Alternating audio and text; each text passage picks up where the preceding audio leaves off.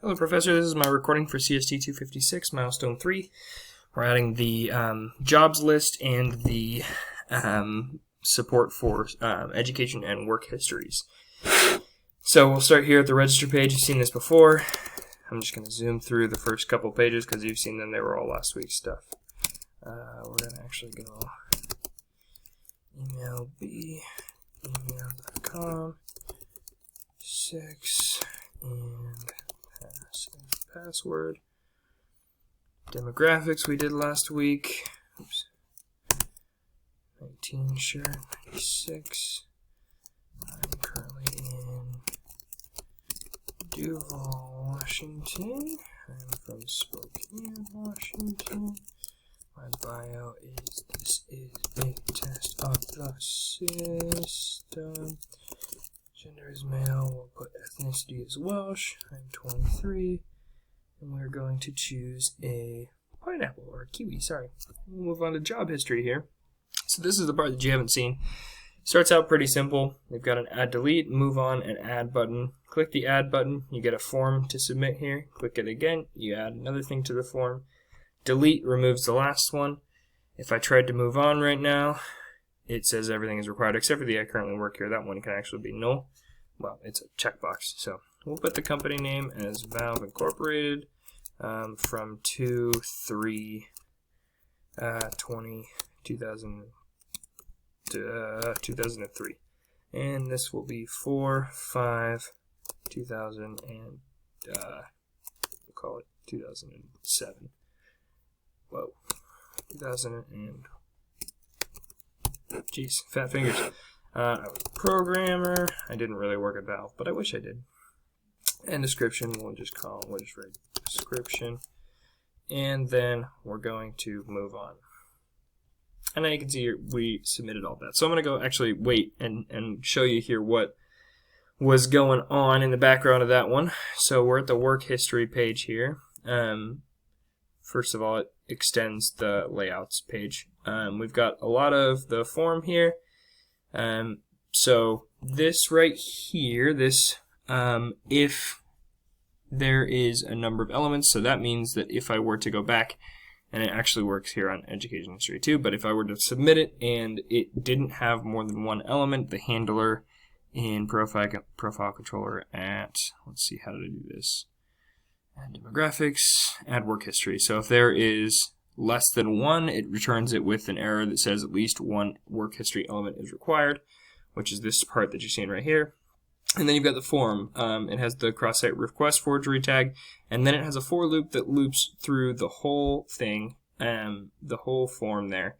That is when we return to it, we're setting num elements to this session variable, and that allows us to display as many elements as you had before. The goal was to have that be filled out still in case you just made a mistake on number 3, and number 1 and number 2 were still filled out. I couldn't get redirect back with input to work. It tries here, so if the validation fails, we're redirecting back with the input and the number of elements, so that's how we get the multiples, and then with the errors as validator.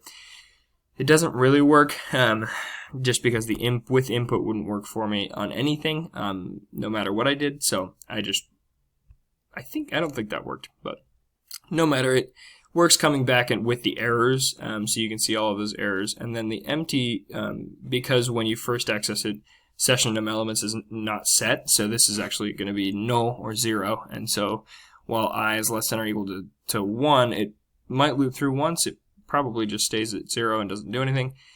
And then we've got all of this jQuery up here. This is how I successfully made it so that when you hit this add button down here, it on add button.click, which is right here, we're getting that /work history, which is just a copy of the form pasted into another HTML document. And we're changing the name and the ID of everything. And we're increasing the number of elements, which is the way that we tracked it. So we've got the variable here that's initially equal to 0. And then as we add 1 each time, we're increasing the number of elements. And then we're setting the hidden input down here at the bottom to the value to that number of elements. And then changing the name of literally everything so that you can see that it doesn't have the same ID, doesn't have the same name, and then when you access it within the controller here, we've got different names. So then this, in the controller, we're going through and looping through everything and grabbing company name at whatever the for loop is at, and then making it required, making it have to be before the to underscore at shell I, and that kind of thing, and then returning that with the messages and that kind of thing. So it it got a little bit complicated as far as looping it through goes, but we got it all done. So then on to the next part of it, which is sort of a repeat. We've got educational history. We add it. It pops up a form here for us, and we'll put GCU in from 2/10/2018 to hopefully 10/21/2020, and my major was computer science. This is a really short select list. I did some basic ones just to get kind of something going here. And you can see we can add a new one and we can delete the last one. That's one thing I didn't go over in the last one, but if we finish setting up the profile here, it moves us on to here. We can see my work history, you can see my education history, all that good stuff. So the create education history, again, sort of a repeat. We've got the for loop that I was talking about, the cross-site request forwardry tag, all of basically the same jQuery. In fact, it was a copy and paste of the jQuery, just changed the names of everything. And then this delete button that I didn't go over, we're just grabbing the added div underscore num elements, which is how when we add things in, we're replacing this replaceable div with a new div called added div, and then it's got all of the stuff inside there, all of that form, for all those form elements. So we're taking that and we're replacing it with just another replaceable div.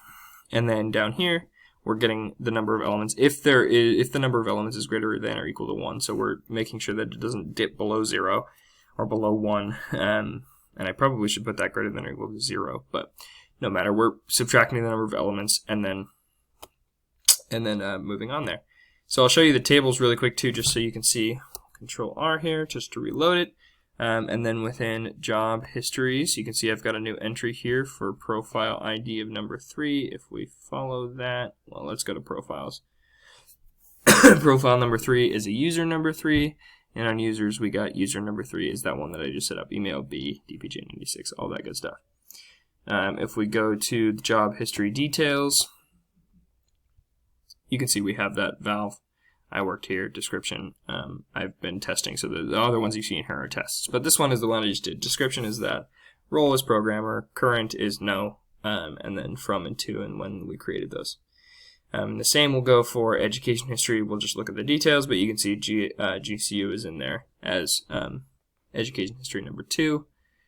And if we go to education history number 2, profile ID is number 3, which we already just saw was me.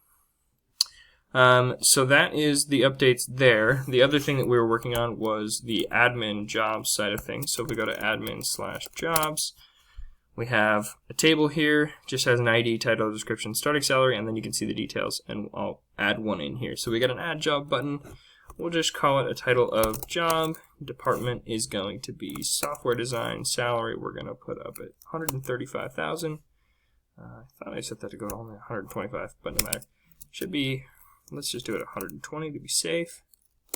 Description, we're just going to make it simple. Job type, intern. You can see that experience, degree, and other requirements are not required fields. The migration for it actually has those as nullable.